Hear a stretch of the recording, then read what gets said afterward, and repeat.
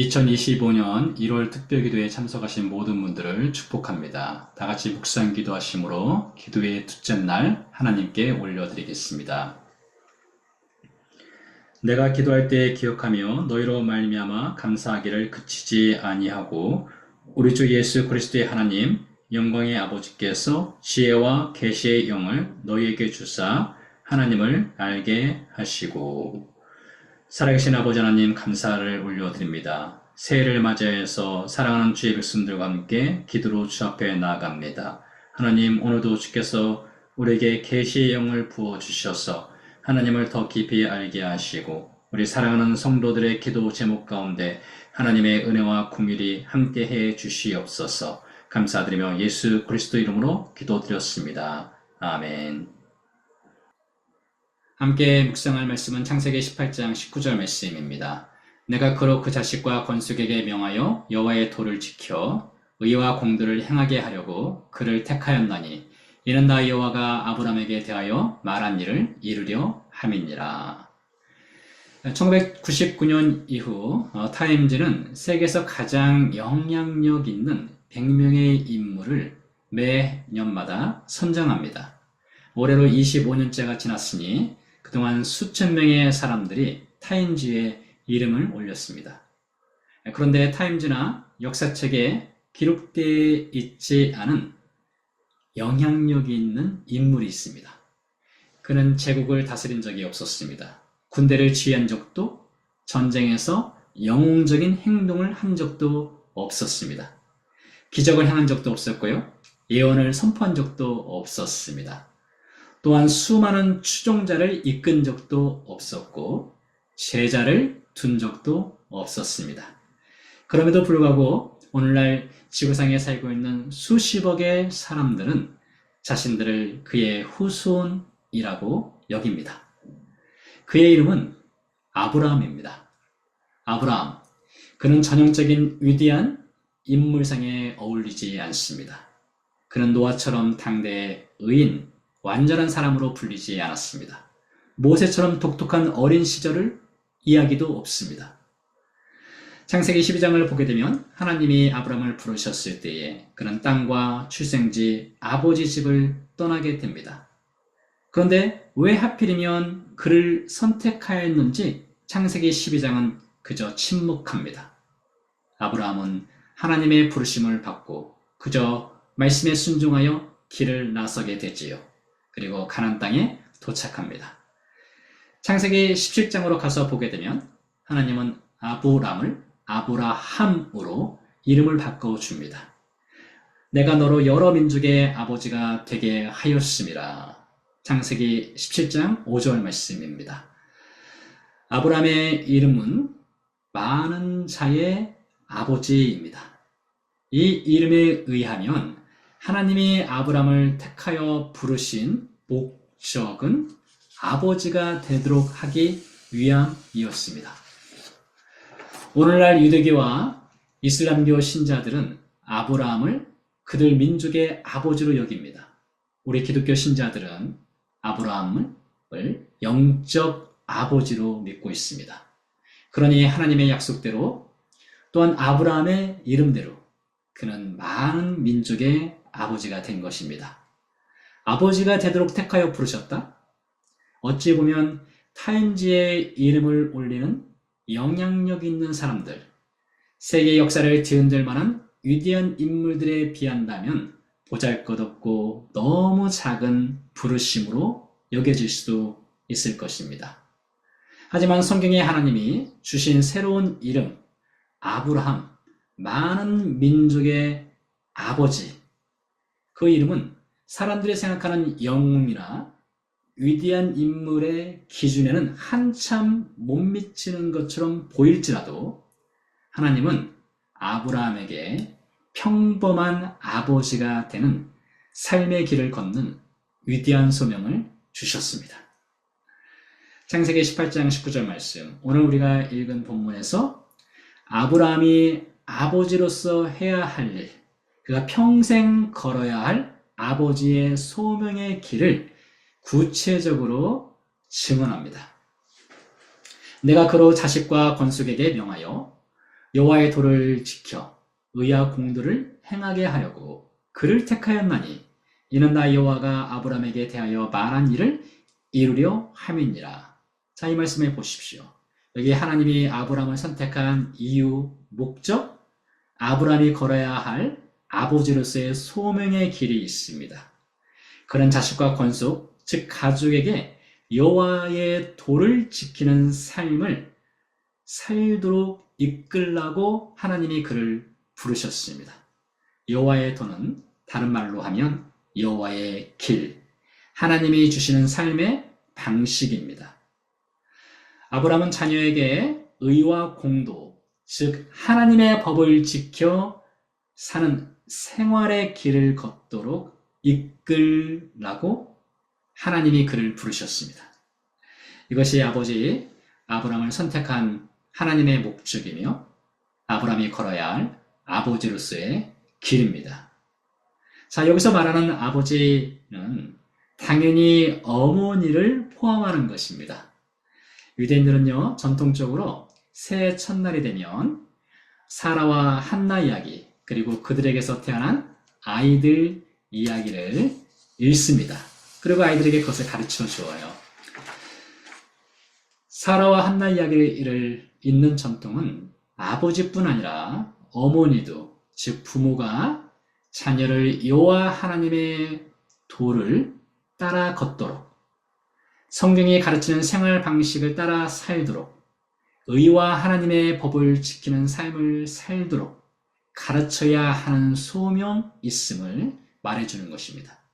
이것이 부모가 걸어야 할 마땅한 부모로서의 길인 것이지요. 인류 과학 역사에 큰 획을 그은 스티븐 호킹, 그는 그의 책 시간의 역사에서 이런 말을 하였습니다. 우리가 과학적 이론을 이해한다면 신의 마음을 알게 될 것이다. 하지만 성경은 다른 목소리를 냅니다. 하나님의 마음을 알기 위해 꼭 과학 이론을 알아야 할 필요는 없습니다. 대신 우리는 아버지, 어머니, 부모가 됨으로써 하나님의 마음을 알아갈 수 있습니다. 너도 부모가 되어봐라. 우리가 우리 부모님들로부터 들었던 이야기 아닙니까? 그리고 그 말은 사실입니다. 우리가 부모가 됨으로써 하나님의 마음을 조금씩 알아가게 되는 것이지요. 창세기 18장에서 자녀를 가르치는 아버지의 길을 걸어야 한다는 소명을 받은 아브라함은 창세기 22장에 가서 먼 장래에 하나님 아버지의 충격적인 아들 사랑의 길을 만나게 됩니다. 창세기 22장 어떤 내용인가요? 내 아들 내 사랑하는 독자 이삭을 모리아 산길 꼭대기로 올라가 번제로 바치라. 하나님의 말씀이었습니다. 3일 길을 걸어 모리아산에 도착합니다. 아브라함은 이삭을 묶어 제단 위에 올려놓지요. 칼을 높이 들었습니다. 그때 아브라함아 아브라함아 그 아이에게 손을 대지 마라. 그에게 아무 일도 하지 말라. 하나님은 칼을 들어 이삭의 목을 내려치려 하였던 아브라함의 손을 있는 힘껏 잡으셨습니다. 그날 아브라함은 먼 훗날 하나님 아버지가 행하실 한 사건을 미리 보게 되었습니다. 아브라함 때로부터 2000년이 지났습니다. 같은 장소 모리아산 꼭대기 골고다 언덕입니다. 십자가가 세워졌습니다.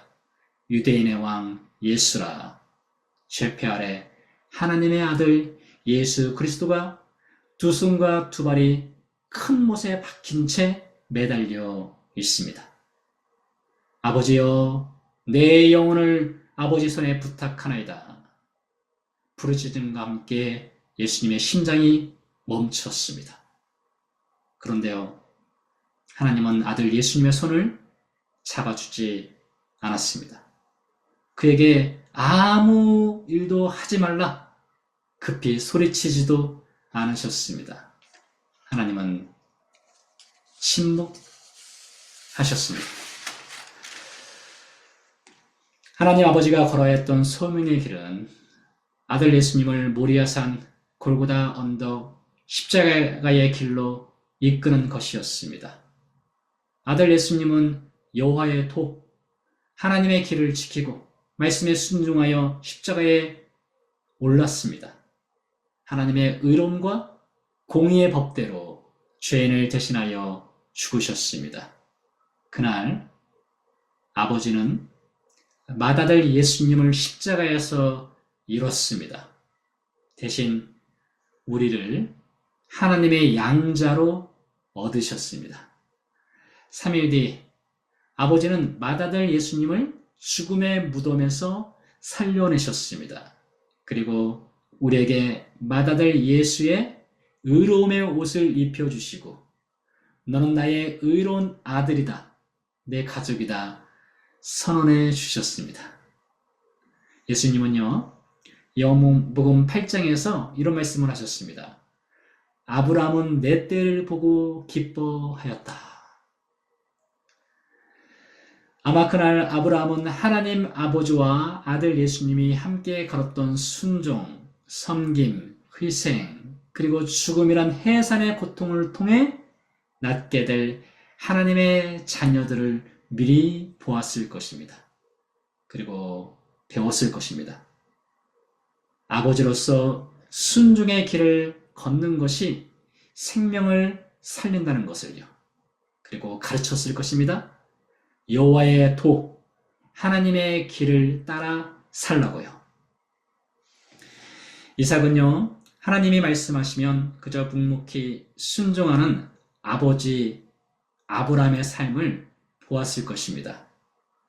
자녀는 아버지의 앞모습이 아닌 뒷모습을 보고 배운다라는 말처럼 아브라함이 걸었던 묵묵한 순종의 길, 아버지의 길은 참으로 멋지고 고귀하고 아름다웠습니다. 한 가정의 아버지, 어머니, 부모인 우리가 우리 자녀들에게 어떤 뒷모습의 길을, 발자취를, 궤적을 남기고 있는지를 한번 생각해 보시기 바랍니다. 한 교회의 신자인 우리들이 서로에게 어떤 뒷모습의 신앙의 발자취를 남기고 있는지, 또 그 길을 걷고 있는지를 묵상해 보시기 바랍니다.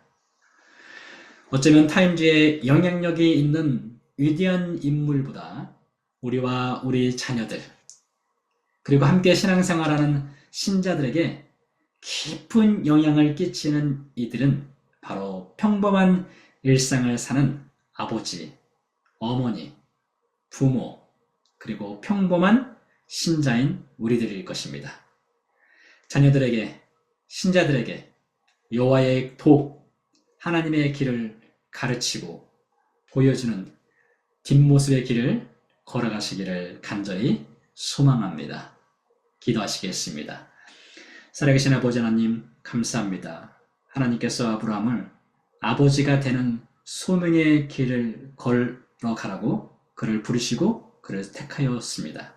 하나님, 아브라함은 아버지로서의 소명의 길을 걸었습니다. 그 뒷길을 잘 걸었습니다. 하나님, 우리도 하나님께서 주신 부모, 아버지, 어머니, 그리고 신자로서 소명의 길을 잘 걸어가도록 도와주시옵소서.